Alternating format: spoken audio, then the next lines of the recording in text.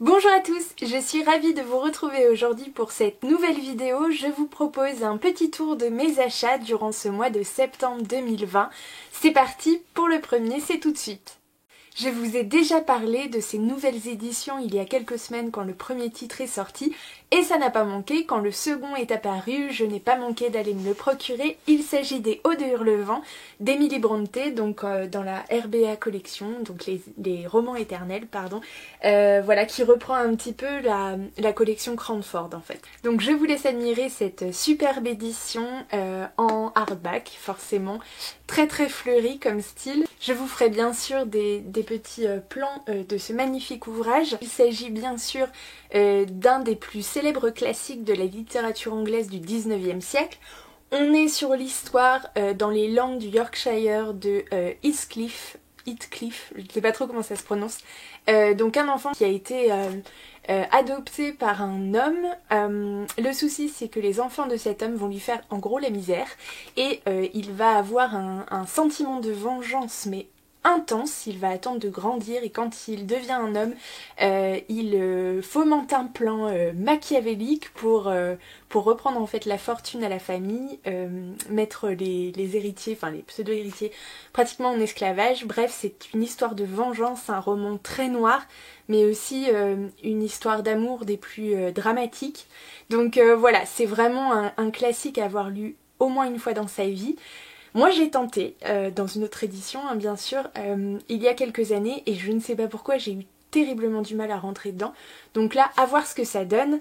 Mais voilà, j'attends de voir puisque j'ai eu quelques petits échos pour cette nouvelle édition.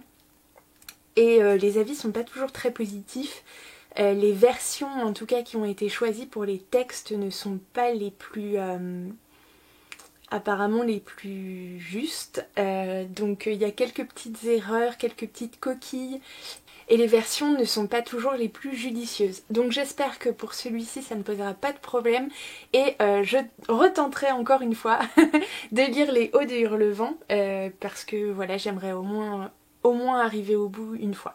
Toujours dans cette magnifique collection, hein, quoi qu'on en dise, je me suis procuré le troisième titre qui est sorti parce que là pour le coup c'est un titre que je connais assez bien et que personnellement j'adore. Il s'agit des 4 filles du Docteur March, donc de Louisa May Alcott, dans cette toujours édition RBA, donc les romans éternels, donc qui reprend en fait la Cranford Collection. Voilà, donc je vous ferai bien sûr... Enfin, j'espère que vous allez voir quelques plans de ce magnifique ouvrage. Ici, on raconte en fait, durant la guerre de sécession, l'histoire d'une famille, plus particulièrement de 4 sœurs, hein, en fait, dont le père est médecin, d'où le nom, et il est parti en fait au front, bien évidemment, et donc ces 4 filles restent avec leur mère. Et voilà, ces 4 filles au tempérament, au caractère totalement différent. On a la plus âgée, donc Meg, qui est très pragmatique, hein, très pratique. On a donc Jo, qui est un peu la rebelle de la famille, qui a envie de devenir écrivain avec des sentiments de féminisme avant l'heure. On a Amy, qui est donc, Amy qui est un peu, parfois on dirait une tête de linotte, mais qui a surtout une âme d'artiste. Et puis on a Bess, qui du coup est la plus douce, la plus gentille, mais aussi la plus fragile. Voilà, et donc ces 4 sœurs vont apprendre dans ces temps difficiles à grandir, à s'émanciper aussi, mais aussi à aimer, avec des sentiments bien sûr de sororité, mais aussi de famille, d'amour, d'indépendance aussi parfois. Donc voilà, c'est vraiment un roman hyper classique. Moi j'ai adoré le découvrir ado, ça a été vraiment un plaisir de suivre ces 4 sœurs et sachant que du coup... cette édition proposera en tout cas dans quelques temps le tome suivant. Enfin, je ne sais pas si on peut parler de tome, mais en tout cas c'est la suite que Louisa May Alcott a écrit. Donc ce sont les 4 filles March se marient ou un truc comme ça. Bref, c'est la suite du bouquin. Donc voilà, c'est vraiment... Enfin moi j'ai adoré suivre ces 4 sœurs, en plus elles sont... elles sont pleines de vie, mais vraiment toutes différentes. Autant il y en a que j'adore, autant il y en a que je déteste, autant il y a des côtés de celles que j'adore que je déteste. Bref, c'est un vrai plaisir de les suivre. Et c'est aussi un livre qui a été particulièrement, plus que ça même, adapté au cinéma ou à la télévision. D'ailleurs, il y a une dernière version, je crois qui date de 2019, si je me trompe pas, avec Emma Watson dans le rôle de Meg, je crois, et une autre actrice, mais dont j'ai oublié le nom, donc je ne vais pas vous le dire. Voilà, mais en tout cas, c'est vraiment... voilà, c'est vraiment, et je dirais même plus c'est vraiment un classique à avoir dans sa bibliothèque. On continue ensuite avec un classique de l'épouvante, il s'agit de Cujo de Stephen King aux éditions Le Livre de Poche. Alors, pour commencer, j'ai eu un vrai problème avec ce livre, en fait avec cette édition plus particulièrement, puisque il y a une nouvelle édition, donc le livre de poche qui est sorti. Le souci c'est que quand vous la commandez, en fait vous recevez l'ancienne. Et ça c'est un vrai problème parce que moi personnellement cette couverture mais... Enfin je sais pas, enfin moi ça me donne plus envie de vomir qu'autre chose. Mais voilà, en tout cas c'est un roman qui date je crois d'un peu plus de 25 ans. C'est un vrai classique de Stephen King. On y suit Cujo, donc un Saint-Bernard d'un peu plus de 100 kilos qui est le meilleur ami de Brett Camber. Jusqu'au jour où en fait il se retrouve à poursuivre je crois un lapin dans une sorte de terrier où il y a des... Enfin de grotte où il y a des chauves-souris. Bref, il en ressort apparemment pas tout à fait comme il était rentré. Bref, c'est une horreur. Je ne sais pas pourquoi je lis ça honnêtement. Peut-être parce que c'est du Stephen King tout simplement. En tout cas, j'aurais préféré vraiment le découvrir avec une autre couverture. Oui, je sais, c'est absolument superficiel. Mais avoir ça de... Non, ça je le garderai pas, hein, c'est sûr je le garderai pas. C'est pas possible, aller dans le tartre, tout ça, c'est non. On part maintenant vers le grand froid puisque je me suis procuré La Princesse de glace de Camilla Lackberg dans la collection Babel Noire des éditions Actes Sud.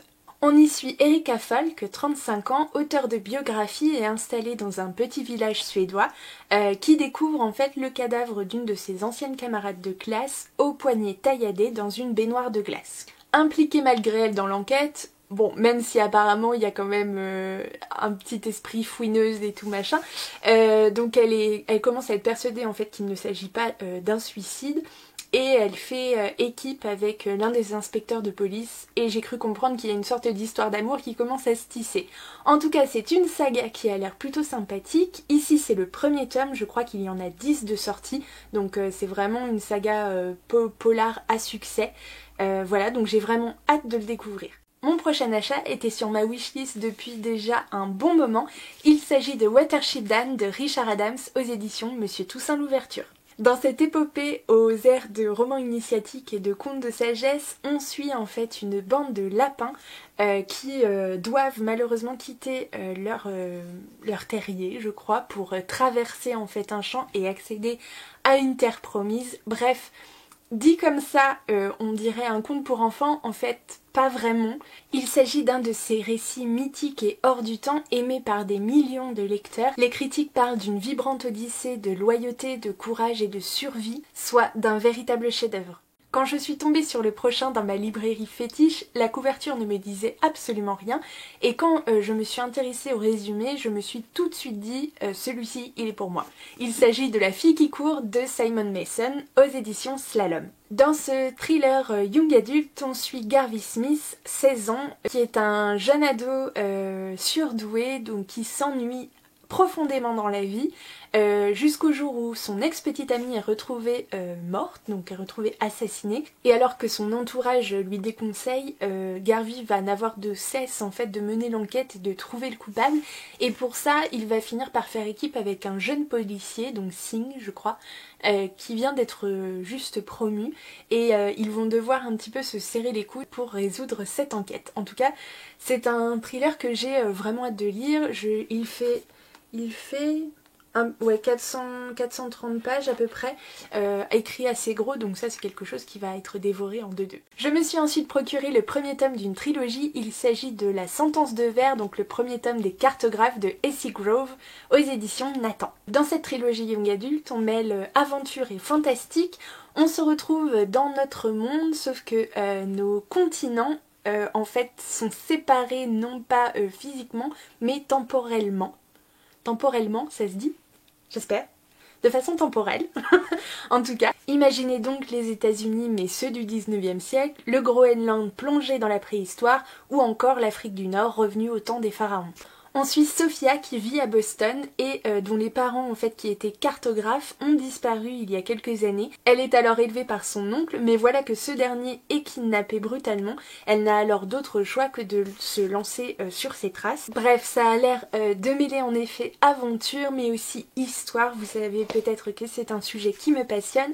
En effet, Essie Grove est une autrice mais aussi historienne. Donc j'espère que voilà, on pourra aussi apprendre plein de choses.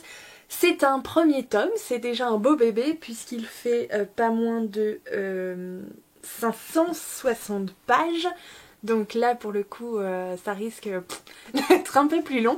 Mais voilà, c'est vraiment quelque chose qui me tentait. Autant la couverture est pas oufissime, mais je crois que l'édition date déjà un petit peu. Bref, voilà, en tout cas c'est quelque chose qui me fait très très envie. Le prochain ouvrage est une BD et pour le coup elle est plutôt récente puisque je me suis littéralement jetée dessus en librairie lors de sa sortie. Il s'agit de Mickey et la Terre des Anciens de Filippi et Camboni aux éditions Glénat. Je ne suis pas particulièrement une grande fan de Mickey, même si j'adore Disney en général, mais en le voyant passer sur les réseaux, là je n'ai eu d'autre choix que de me le procurer. En fait, Glénat propose une collection toute une collection sur Mickey, entre autres, je crois, et Donald. Mais ce ne sont pas toujours les mêmes auteurs qui réalisent les BD, donc voilà, le style graphique change pas mal. Après, comme ça, il y en a pour tous les goûts, je me dis. Mais ce duo, Filippi et Camboni, moi, c'est un duo, je trouve... voilà, percutant. Je me suis procuré un précédent ouvrage sur Mickey qu'ils ont réalisé tous les deux dans cette même collection. Donc c'est Mickey et l'océan perdu, je crois, que j'ai dans ma bibliothèque derrière, que j'ai déjà dévoré et que j'ai adoré. Mickey n'a jamais été aussi beau et le scénario était hyper intéressant. L'objet livre est juste magnifique, enfin l'objet BD pour le coup est juste magnifique et voilà, moi c'est un combo parfait. J'adore, donc j'ai vraiment hâte de découvrir la Terre des Anciens. Dans Mickey et l'océan perdu, on suit Mickey, Minnie et Dingo qui sont des sortes d'explorateurs scientifiques, etc. Et le scénario est super. J'ai adoré redécouvrir tout plein de personnages au long de l'histoire et vraiment mis en valeur parce que le dessin est juste superbe. Donc ça c'était vraiment chouette. J'espère que la Terre des Anciens sera au rendez-vous au niveau qualité. Donc ça va être un bonheur de replonger en enfance avec Mickey et aussi d'admirer le travail de ces auteurs. J'ai ensuite pu me procurer le premier tome d'une BD que je cherchais depuis longtemps. Il s'agit d'Enquête de vérité, le tome 1 de Dans les yeux de Lia, de Carbone et Kuna, aux éditions Dupuis. Dans cette histoire, on suit Lia, donc une jeune fille de 17 ans qui se fait renverser par une voiture, par un chauffard qui prend la fuite. Donc heureusement Lia survit, mais elle se retrouve donc paralysée, elle devra passer sa vie en fauteuil roulant. On la retrouve du coup, je crois 4 ans plus tard, lorsqu'elle fait un stage dans un cabinet d'avocats, sauf qu'on se rend compte que le cabinet d'avocats n'a pas été choisi au hasard, c'est le cabinet qui a réglé son cas donc des années plus tôt. On découvre que ses parents, enfin elle découvre que ses parents ont été payés du coup pour éviter d'engager des poursuites plus loin. Donc voilà, elle veut vraiment découvrir qui a provoqué son accident, qui l'a mise dans cet état et pourquoi en fait il n'a pas été puni ou elle n'a pas été punie. Donc voilà, c'est une enquête dans laquelle elle se lance, par contre elle ne sera pas sans conséquence. J'ai vraiment hâte de la découvrir. Je vous en parle très bientôt. J'ai envie de vous parler maintenant de petites trouvailles que j'ai fait dans le Cache Express de la ville d'à côté. Il s'agit des 2 premiers tomes d'une saga jeunesse, donc fantasy fantastique, en tout cas magie. Il s'agit de Oxa Pollock, donc le premier tome L'inespéré et le deuxième tome La forêt des égarés de Anne Plichota et Sandrine Wolf aux éditions PKJ dans des formats poche. Dans cette saga, qui comporte je crois 6 tomes, on suit donc Oxa Pollock qui est une jeune fille qui est angoissée par sa rentrée je crois au lycée et donc qui va déclencher des phénomènes surnaturels un petit peu à la suite. Donc elle va se rendre compte qu'elle possède des pouvoirs. Sa grand-mère Dragomira lui explique alors que les Pollock sont issus d'un monde invisible qui s'appelle Edefia, voilà, et que Oxa en fait est leur inespéré, leur seul leur seul espoir en fait d'y rentrer. Oxa devra alors mêler son quotidien de lycéenne ordinaire et l'accomplissement de son destin extraordinaire. Je suis ensuite tombée sur l'exemplaire d'un drame romance young adulte absolument célèbre que je n'ai pas du tout lu puisqu'il est sorti en 2012 aux États-Unis. C'est Nos étoiles contraires de John Green aux éditions PKJ. Donc on y suit Hazel, 16 ans, qui est atteinte d'un cancer. Malheureusement son état est plutôt mal engagé. Elle fait partie d'un groupe de soutien, je crois, dans lequel elle rencontre un autre ado qui s'appelle Augustus, je crois, qui lui est apparemment en rémission. Hazel, elle ne veut pas du tout s'engager dans une relation, même si ils ont tous les deux un coup de foudre dès leur rencontre, a priori. Mais voilà, dans la situation dans laquelle elle est, elle pense que c'est trop compliqué. Malgré tout, ils vont tomber amoureux et blablabla. Ce livre a été adapté au cinéma par Josh Boone en 2014, donc avec pour acteurs principaux Shailene Woodley, je crois, qui a joué le rôle principal de Divergente, et Ansel Elgort, donc qui joue le rôle d'Augustus, qui lui aussi est connu pour son rôle dans Divergente du frère de Shailene. Donc voilà, bizarre. Je n'ai pas d'autres mots, bizarre du coup de penser à eux pour ce film. Peut-être que j'aurais pas dû faire la recherche parce que pour le coup à faire trop de recherches on tombe sur des infos cheloues comme ça. Voilà, de jouer 2 ados qui tombent amoureux puis un peu plus tard de jouer en fait un frère et une sœur. Bizarre. Mais bon, vous avez dit bizarre. Bref. En tout cas, ce qui est sûr, c'est que ce roman a eu un succès absolument incontestable. Il paraît que c'est bouleversant, que c'est émouvant, que c'est plein d'espoir malgré tout. Et si, en tout cas, je sens le coup venir, moi qui suis un peu hypersensible et très émotive, je pense que je vais devoir attendre d'être dans une forme olympique, voilà, vraiment un élan de positivité pour pouvoir sortir de ce roman en un seul morceau, parce que à mon avis, c'est clair, il y a 100% de chances que je pleure toutes les larmes de mon corps avec ce roman. Donc voilà, histoire de sortir du lit et d'aller vivre un peu dehors, travailler, etc. Voilà, je ne veux pas tomber en dépression avec ce livre, donc je vais attendre un chouïa, d'être vraiment, voilà, qu'il fasse moins gris et tout, que ce soit vraiment agréable de découvrir cette histoire. En tout cas, je suis très contente d'avoir pu le dénicher d'occasion, mais voilà, je crois que je l'ai eu à 1,50 €, donc c'est un livre qui ne sera pas perdu, que je finirai fatalement par découvrir, donc voilà. Le prochain et dernier achat est un roman young adulte entre polar et roman psycho. Il s'agit de Tortue à l'infini de John Green aux éditions Gallimard Jeunesse dans la collection Pôle Fiction. On y suit donc Asa, 16 ans, qui se lance avec sa meilleure amie Daisy sur les traces d'un milliardaire disparu. Voilà, puisqu'il y a une récompense de 100 000 $ je crois à la clé. Donc elles vont se rapprocher, ou elles vont se re-rapprocher du fils du milliardaire, donc Davis. Et voilà, s'ensuit un thriller apparemment bouleversant, voilà, plein d'amour, de résilience et d'amitié indéfectible, et aussi apparemment de troubles obsessionnels, puisque John Green donc est un auteur qui a priori souffre de troubles obsessionnels depuis son enfance. Il paraît que voilà, c'est un thriller un thriller très bien construit.